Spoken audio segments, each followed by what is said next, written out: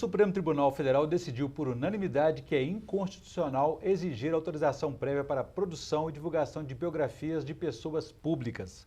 Quais os limites da liberdade de expressão? O que fazer em casos de excessos e distorções? Esses são os principais temas de hoje do Pensamento Jurídico, uma produção da Associação dos Magistrados Mineiros, a AMAGES. Para falar sobre o assunto, nós vamos conversar com o desembargador Rogério Medeiros, da 13ª Câmara Civil do Tribunal de Justiça de Minas Gerais. Ele é magistrado há 26 anos e já passou por 4 comarcas: Bonfim, Visconde do Rio Branco, Montes Claros e Belo Horizonte, onde está há 20 anos, dos quais 7 como desembargador. Ele também é autor de vários livros, entre eles O Direito Administrativo e o Poder Judiciário e a aplicação do Código de Defesa do Consumidor. É também professor de Direito do Centro Universitário Newton Paiva e também da Escola Judicial Desembargador Edésio Fernandes, EJEF. Doutor Rogério, obrigado pela presença, é um prazer recebê-lo aqui novamente no Pensamento Jurídico. Prazer em revê-lo, Orion e telespectadores. Muito obrigado. Bom, teremos também os quadros Pensamento Universitário, em que estudantes de Faculdade de Direito me ajudarão a entrevistá-lo, hoje do Centro Universitário UniBH. E também no terceiro bloco teremos o quadro Pensamento Literário, que o senhor fará indicações de leitura para os nossos telespectadores. Doutor Rogério, nosso tema aqui então é essa decisão polêmica do Supremo Tribunal Federal, que encerrou também essa polêmica de muitos anos, aí, de uma década inteira, sobre a necessidade de autorização prévia para lançamento de biografias. O que prevaleceu nessa decisão do STF?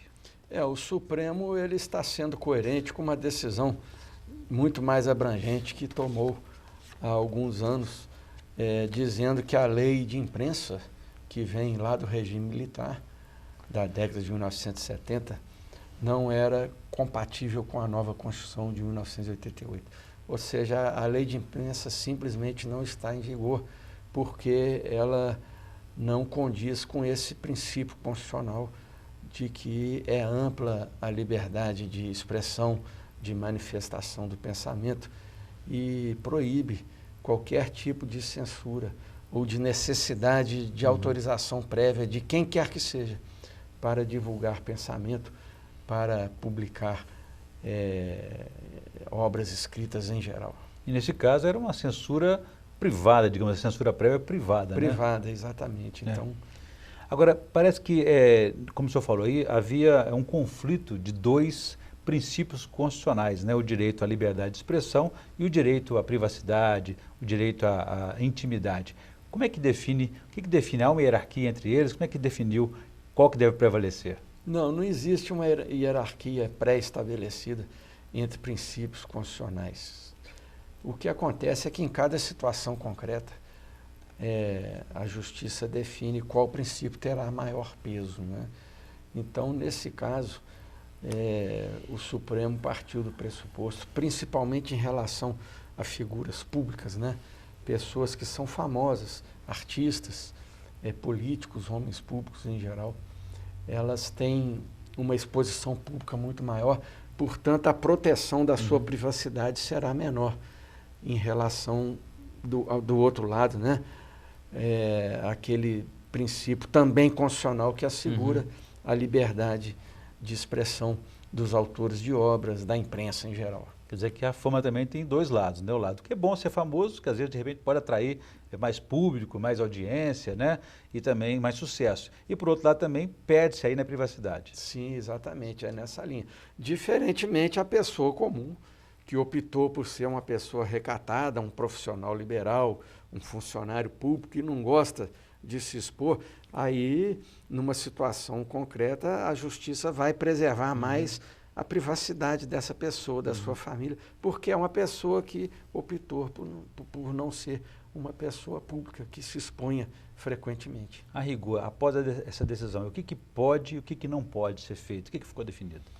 Em linhas gerais, o que o Supremo Tribunal disse é o seguinte, que não haverá censura prévia, ninguém pode proibir qualquer obra literária, biografias inclusive, né, de antemão.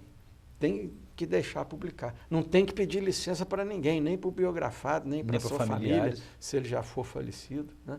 Não tem que pedir. Agora, a única questão que se ressalva, que a Constituição deixa bem claro, é que o autor da obra e os editores também responsáveis têm que zelar para que nenhuma daquelas informações publicadas vai atingir a honra daquela pessoa biografada, daquela pessoa alvo de uma notícia, né? Ou de seus familiares. Se houver a publicação de matérias ofensivas, de dados ofensivos numa obra biográfica, né? Essas pessoas ou seus familiares poderão reclamar na justiça a indenização por danos materiais e também danos morais. Muito bem. Vou fazer um intervalo, doutor Rogério. Gostaria que no próximo bloco o senhor explicasse o que fazer exatamente, como fazer e onde procurar também esses direitos quando houver excessos e distorções. A gente volta então em instantes.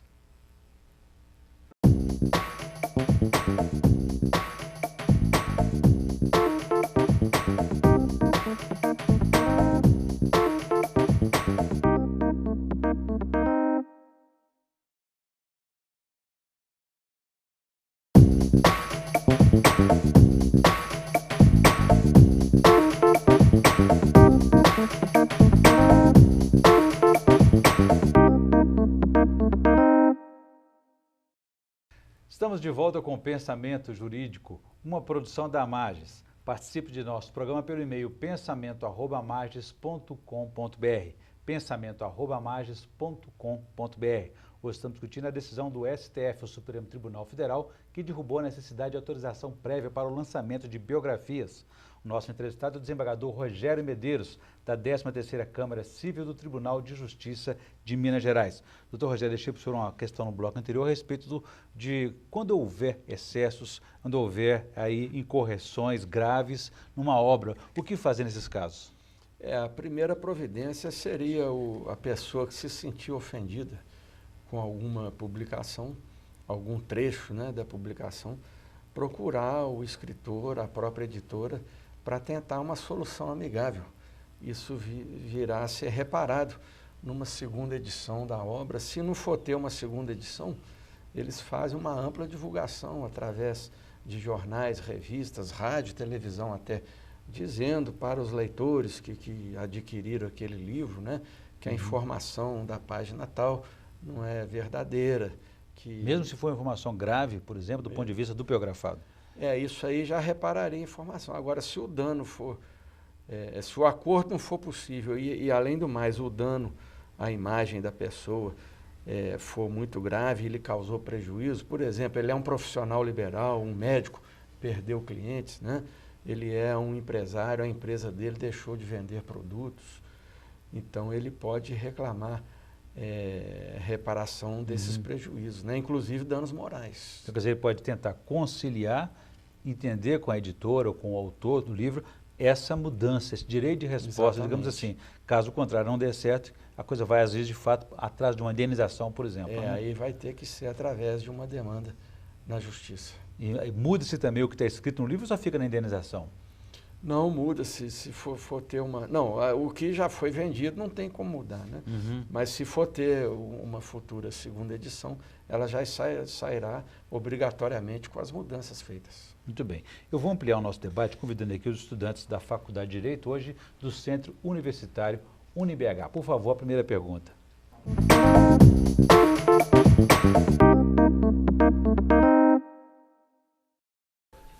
Tratando-se da importante construção do eu em sociedade, a biografia não autorizada pode gerar direito de resposta a ser publicada em um apenso à obra ou em sua nova edição?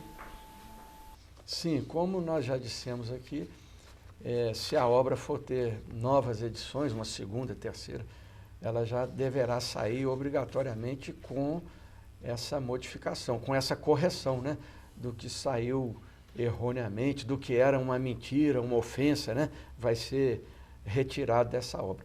Mas caso não vá ter edições futuras, essa reparação se dá, como dissemos, numa espécie de um direito de resposta. Você divulga amplamente através dos meios de comunicação uma reparação daquela notícia, daquela nota biográfica, né, que saiu no livro, dizendo, restabelecendo a verdade. Como ficaria o direito ao esquecimento face à liberdade de expressão, segundo o julgamento recente do STF? Carolina, essa questão do direito de esquecimento ela é muito interessante ela surgiu agora nos tribunais europeus e aqui no Brasil já tem sido adotada. Uma pessoa que eventualmente aí, há muitos anos atrás, tenha cometido um deslize, um crime, né?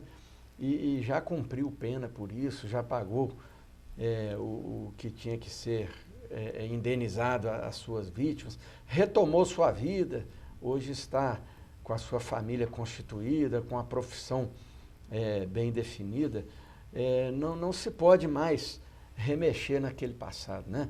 Fazer uma matéria em cima disso, isso aí que é o chamado direito de esquecimento.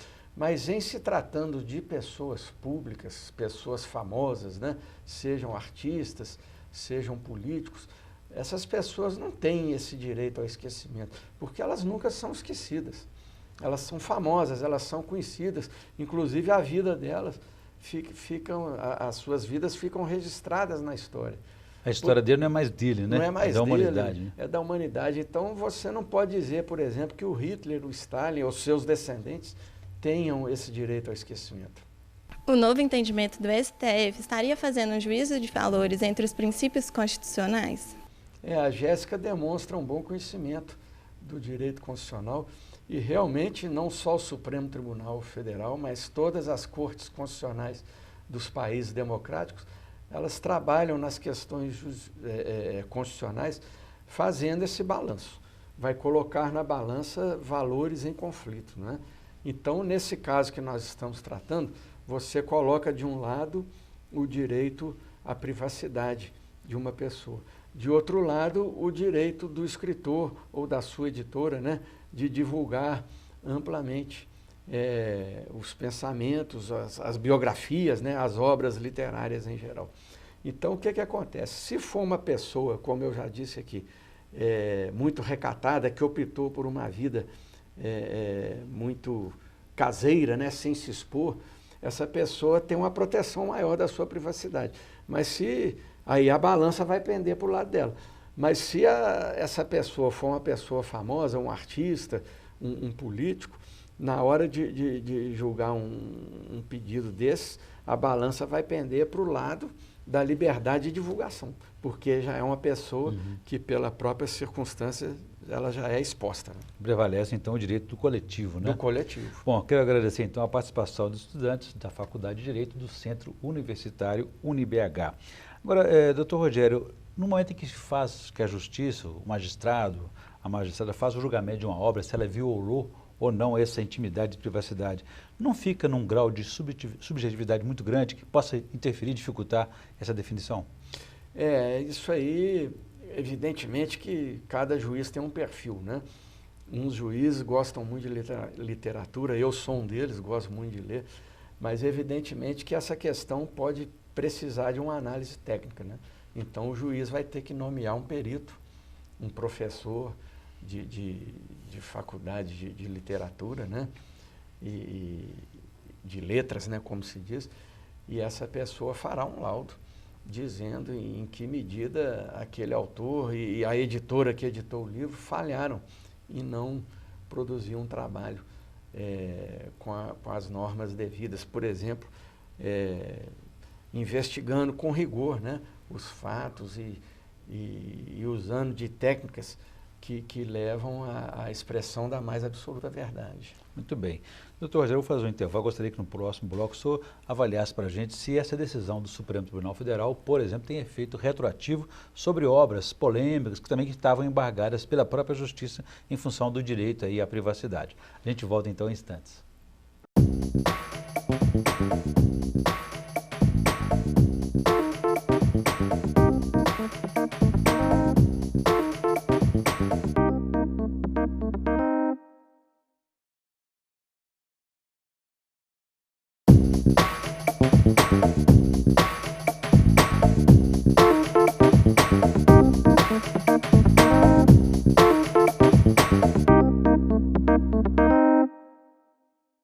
Estamos de volta com Pensamento Jurídico, uma produção da Amages. Hoje estamos discutindo a decisão do Supremo Tribunal Federal, que decidiu por unanimidade que é inconstitucional exigir a autorização prévia para a produção e divulgação de biografias de pessoas públicas.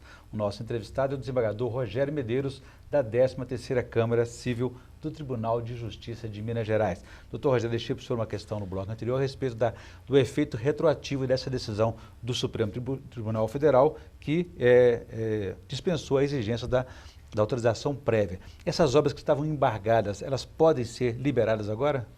Sem dúvida, porque o que o Supremo Tribunal Federal fez foi apenas dizer que esse tipo de embargo não é compatível com a Constituição. E a Constituição é de 1988. Então, tudo que foi feito contrariamente a ela não pode continuar prevalecendo.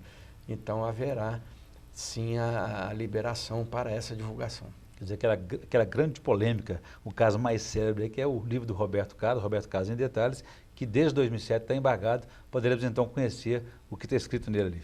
Para o bem de todos nós, né? Até do Roberto Carlos. Vamos poder conhecer melhor essa figura de artista admirável que ele é. Tudo bem. O biógrafo não precisa consultar, então, os familiares ou o próprio biografado para poder evitar um problema futuro, não. Ele já pode fazer a sua obra. Pode, isso está garantido pela Constituição e eu acho que os bons biógrafos assim procedem. Recentemente eu li a entrevista do João Lira, que é o biógrafo ultimamente mais conhecido, né, pelos 3 volumes que escreveu sobre Getúlio Vargas, mas também tem excelentes biografias sobre José de Alencar e o Padre Cícero. Então ele dizia que no seu trabalho de biógrafo ele evita ao máximo esse tipo de consulta ao biografado ou familiares dele, quando já falecidos, dizendo o que pode e o que não pode pesquisar ou divulgar. Até para garantir a imparcialidade do autor. Uma isenção absoluta, exatamente. Muito bem. Eu vou interromper rapidamente a nossa entrevista e volto ao assunto daqui a pouco, mas antes eu gostaria que o senhor fizesse indicação de leitura para os nossos telespectadores no quadro Pensamento Literário, por favor.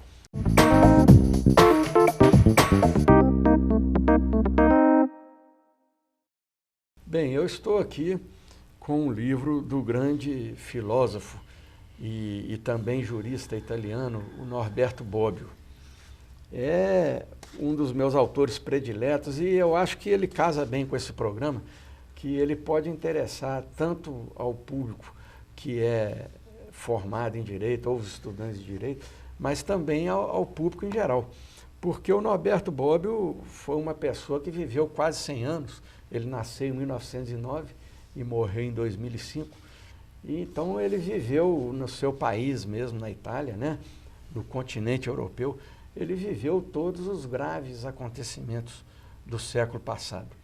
E no seu próprio país ele experimentou a ascensão do fascismo, né, com Mussolini. Aqui tem um episódio muito interessante, que ele era um jovem recém-formado e para dar aula na primeira universidade lá na Itália, ele precisou mandar uma carta para o Mussolini. E ele foi muito atacado ao longo da vida por ter feito essa carta. Mas ele aqui diz, eu fiz sim, mas era uma exigência para todo e qualquer professor. Era um outro contexto, né? Exatamente, ele tinha que fazer aquela carta para o Duce, né, o Mussolini, para começar a dar aulas.